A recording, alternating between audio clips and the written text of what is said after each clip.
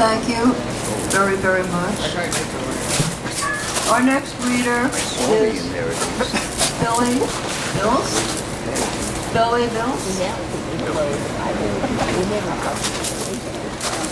You're a big. Meaning you're beautiful. That's my stupid name on my email. So his first piece is called Unarmed for Sandra Bland and Eric Garner. Unpinkied, unthumbed, unpalmed, unringed, unmiddled, unindexed, unknuckled, unwristed, unelbowed, untricept, unbicep, unheld hand, untossed trash, unrolled blunt, uneeny-meeny, unmighty-mo, unscratched head, unmade bed, untied sneakers, unsilo, unslam dunk, unlayup, unfist bump, unpeace sign, undap, unjump rope, unpatty cake, unbaker's man, unclinched fist, unpeekaboo, un-ICU, unhelping hands, unholding hands, unhands up, unbutton up, unchoke hold, unwritten rhymes, unthrown signs, unslap five, unhigh five, unbraided hair, unpainted nails, untwisted cap, unopened bottle, unlipstick, unwashed dish, unshifted gear, uncut crotch, unthrow your hands, in the air, unwaving light, just don't care, unhold it close, in ya, understated, undertaker, undervalued, undesirable, undue, undying, unending, unfair, unfathomable, unflinching, unforgiving, ungodly,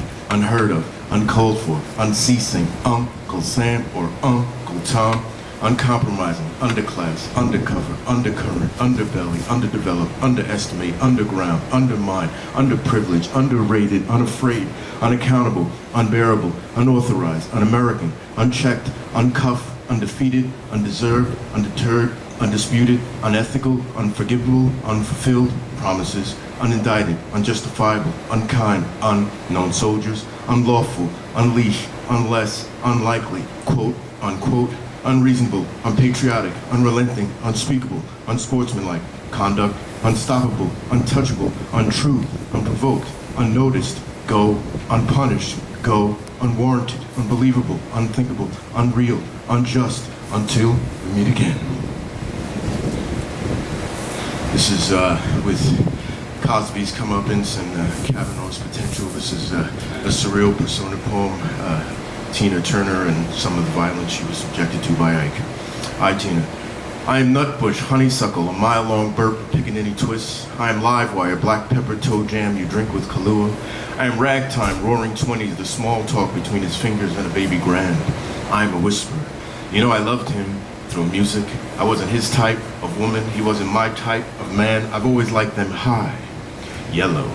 But one night we were driving home and he made me straddle the steering wheel, Ike and Bo Diddley on KJKJ, slipping in my sticky.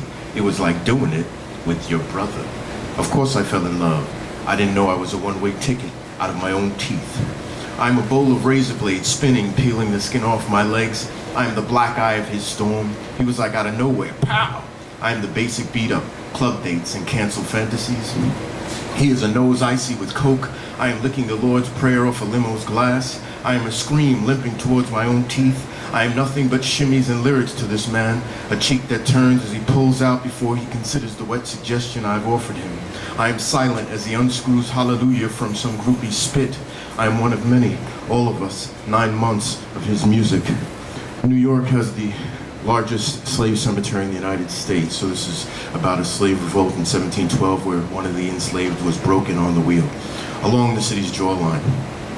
Along the city's jawline by the wharf where countless slaves were auctioned, Klaus might have heard tell how Robin sunk a penny knife into the conch below his owner's shoulder, might have been privy to the revolts before or after, might have offered a con Robin that knife or shelter in the wee hours of an April morn.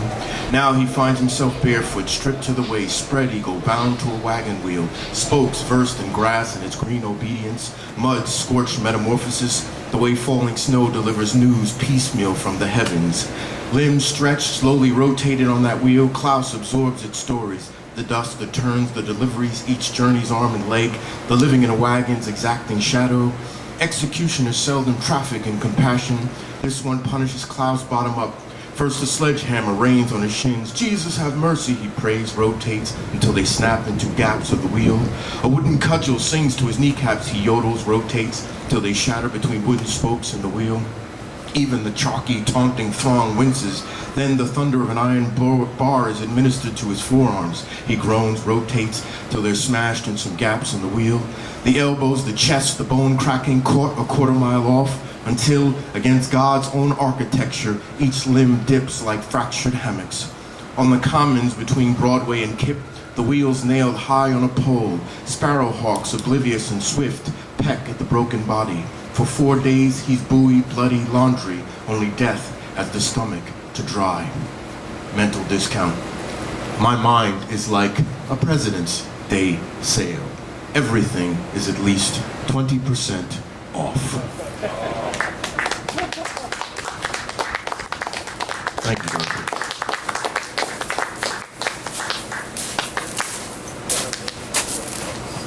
Thank you, David Mills, also known as Billy Mills. The next reader is Lydia Cortes, another fine poet, very strong and interesting presentations. Please welcome Lydia.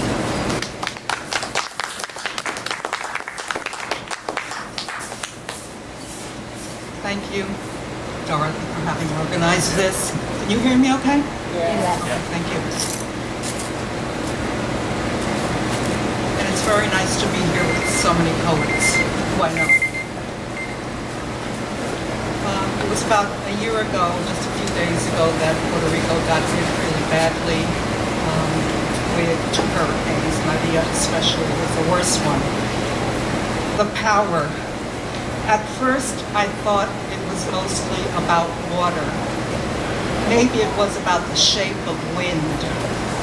Or was it about the color of rain? Or wetness? Or aguacate? Then, archaic grids fell with thuds. When consolidated, that's what can happen. There's power in numbers, but please, still unheard, come from our green island. Boricuas, disrespected and enraged, while pink extranjeros say, buy the land. It's all the rage.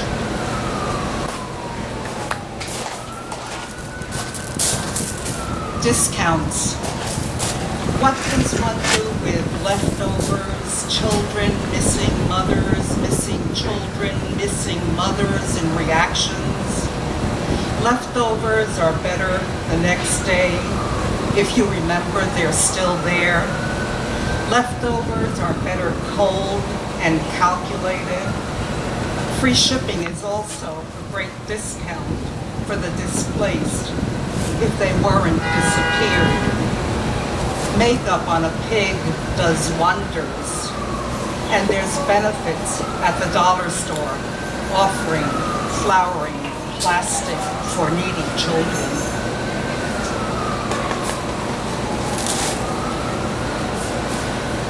Tell it slant till things are uprighted again. How many bottles of beer on the wall uprooted? If one of those happened to fall, blackout. You like beer. You loves beer, beer, beer, beer, beer. A million bottles of fear till it makes sense. Blew his wad in church.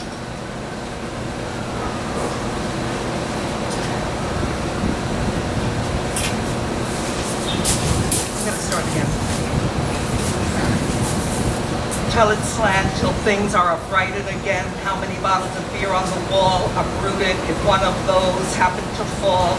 Blackout. You like beer. You loves beer, beer, beer, beer. A million bottles of fear till it makes sense. Blew his wad in church. Beer studies hard. Beer only on weekends. Erection limited. Nothing grows, you drink. Blackout. Tell it to the judge who stole the cookie from the cookie bar. Cursed mouth, analogous, inflamed anus, point of entry, no return to reality. Slant, jury's out, acting out, beer, anger rolled out, narcissism, white boy justice ruled out, beer, erosion, erasure, how many bottles on the fence, stomach weak, heave, ho, morally empty, get him a tissue, cry, baby, entitled fakery, tears sniffled, cries, I've been robbed, rape, job, interview, mean drunk, fuckery.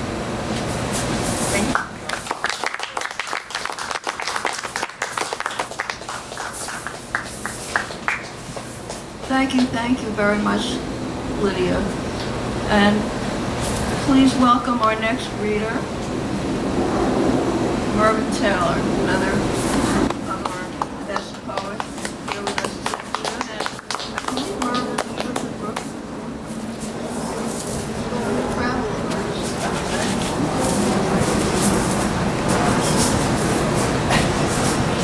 Hello, everybody. Thank you, Dorothy.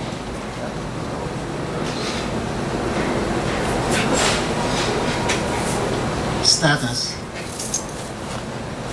Sheriff, the African tailor on Flatbush, wants to learn English.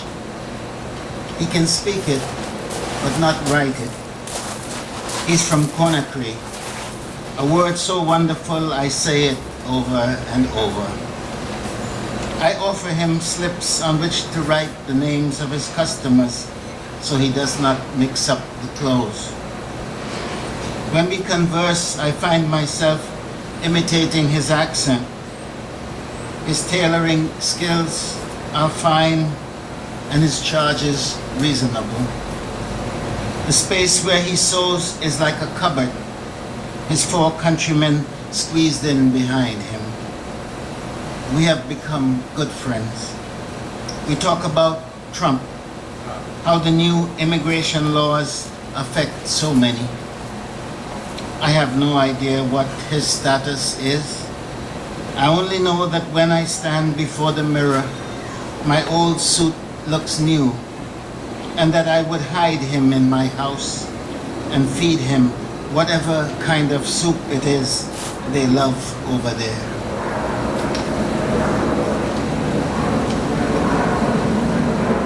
Revolt. The workmen in my kitchen are tearing things apart. New cabinets, though I love the old country-style ones. The scallop trim I painted 2 shades of blue. I hide out in the bedroom, the walls shaking as they pound and break wood that comes away with creaks and groans, nails human in their holding. Outside, it's a hot one. Protesters on the move. I feel compelled to mention them, their bravery. Only yesterday I came across a picture in the paper of myself and students I'd encouraged to march down a street in the village. It might have been for Mumia. The headline's gone and I don't remember the cause exactly or what we were yelling. But I'm thinking now how nothing gives way without breakage, without some form of damage to the old, the claw hammer in the hands of the workman, the nail powerless as he approaches. The battle for dignity rages in the nights and days, the homeless joining the campaign, the retired like me hunkered down, taking notes, witnessing how there must be dissent and noise, the very floor coming up, the policeman's foot in mid-kick coming down. Thank you so much.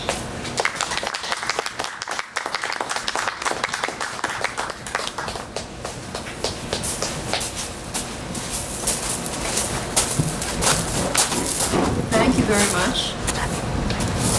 And thank you everyone so far for your wonderful readings and good thoughts. Our next reader is Myrna Nieves,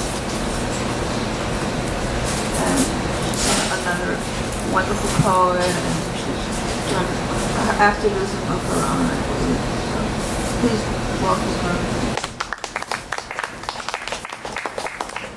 Thank you all for being here, and thank you, Dorothy, for inviting me to this event. I have two pieces. The first one, Dream. There are events that, even though they happened a long time ago, they have still an impact on us. Dream. My friend and I were coming down in a car through the west side of Lower Manhattan. I look back through the rear window and see a woman very similar to the Venus of Botticelli, dressed in transparent veils, her slightly distended reddish. Her hair seems to float in waves toward the left side of her face. She has the saddest look in the world. Even though she's staring in our direction, her eyes do not seem to be completely focused on us. It is as if she is looking through us or beyond. She stays behind the car, keeping at the same pace. I do not know how. I tell my friend and he looks back. I see another figure to her right, just behind her, with the same sad look. And then I notice there are several women scattered in the distance, identical to each other.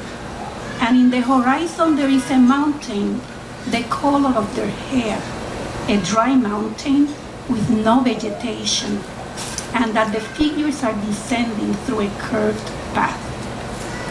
They all have the same infinite sadness, the same quiet anguish. I think they're angels, but I do not know the reason for their sorrow. I smile at them and try to wave goodbye while staring intently at their faces so they can notice me. My friend tells me, do not look at them, they are spirits. The car then speeds up, leaving the figures behind. I turn my body to look ahead of me and they are not moved. I am fearful and worried at the same time because they may be the confused souls of all whom died, or the angels distressed by what is happening here and far away too, beyond the sea. Or maybe they are just sad because they are looking at us and know that we too may die. Afterwards, when I tell the dream to my friend, he asks me who was driving because usually he drives his own car. I am not sure if I remember acknowledging it, but it seemed as if it was a man with a cap similar to the ones porters or drivers used a long time ago, maybe in the 1940s. I realized he never looked back. I did not see his face. Where is he taking us? My friend also tells me that the area of Battery Park, where the Twin Towers were situated, was once the city's dump. I thought that all this rubbish could create mountains, although the one in my dream was different, made of pulverized stone, a red-orange mountain, the color of fire. And this piece, as Lydia said before, Puerto Rico was hit with a big hurricane. The wind blew, translation by Judith Stein. The wind blew and frightened the birds. The wind blew, trees trembled, rivers flowed from the sky and clouded the eyes of the houses. Tarred roadways cracked, bridges fainted over waters, and none could breathe. There was nothing to eat or drink. There was no one to call. Orphaned by the light, neighbors gathered together under the fear of night, the desolation of a new, inscrutable century reigning. Cows hanging from broken lampposts, horses swollen and pale, pale lay rigid by the river's edge. Help us was written in chalk on the highways, but the helicopters would not land. And the foreign news showed ethnic faces with curiosity and passing shock. A president threw rolls of paper towels at the crowd, imitating basketball players. The ships with help were intercepted and restricted. Let them sink was the message. Let them die was the signal. Let them go to hell, they spat in street slang. Let them sell everything so we can buy cheap and restore the beauty of the countryside, the delight of the beaches, the majesty of the mountains, the glory of the dawns. For the tourists and millionaires, it will be ideal. New gold mine for the new old colonizers. But not all of them died, neither did everyone live. A new unity grew like the reflourishing trees among neighbors, and they cooked what little there was and ate together, cried together, loved each other together in their misfortune, and they did not give up. From afar, their diaspora extended a hand like a colossal branch. They sent supplies, collected money, gave what little or more they possessed. They opened their doors and hearts. The road will be hard, but we will walk it together, they said. And the reconstruction will be different. The dream will be transformed by lucidity and justice. While they argue the ideal future according to some, or a delirious fantasy according to others, between what seemed to be the sparkle of solar panels in the distance of a mountain or a neighborhood in front of a roofless house, a girl pricked up her ear, raised her hand, pointed to the heavens. Above, flying before the new sun, were silhouettes. It's just that finally, the rainforest parrots were returning to paradise, and the gray kingbirds began to be heard again in the greenest jewel on earth. Thank you.